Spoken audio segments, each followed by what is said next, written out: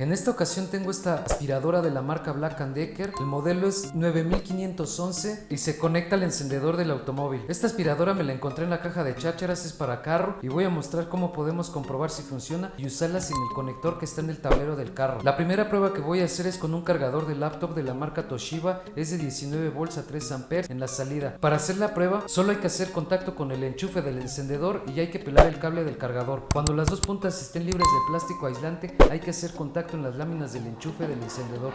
Deben de ser dos láminas, una es recta y la otra tiene una forma circular. Está en la punta del conector que entra al encendedor. Cuando lo conecté por medio del cargador de la laptop, se inicia el motor pero se detiene. Parece funcionar, solo que el giro del motor no es como debería. Esto es porque el motor, aunque sea chico y para 12 volts, le falta amperaje. Entre sus características es una aspiradora de la marca Black & Decker para automóvil, requiere de una alimentación de 12 volts y la conexión es por medio de un cable que mide 3 metros. Sus dimensiones son de 12 centímetros de alto por 42.5 centímetros de largo, más 13 centímetros de ancho. Tiene un peso de 1.3 kilos, cuenta con un control de encendido manual deslizante, no maneja ningún tipo de display o luz LED para indicar el encendido. El modo de operación es sin flujo de aire, la capacidad máxima es de 370 mililitros, puede aspirar sobre mojado, seco y húmedo, hasta 370 mililitros. Como ya comprobé que sí funciona la aspiradora, ahora hice otra prueba con una batería de un scooter de 9V. Esas baterías entregan una carga a la salida de 36 volts y 5.8 amperes aproximadamente. A la batería solamente le quité lo que viene siendo el BMS, que es un pequeño circuito que vamos a encontrar en la parte de arriba de la batería del scooter, y con esa batería vemos que ya funciona de manera correcta. Otra opción que tendríamos para poder utilizar una aspiradora de estas de alimentación para carro es con una fuente de computadora interna, conectando solamente con los cables de color rojo y negro. También hay que cortar los extremos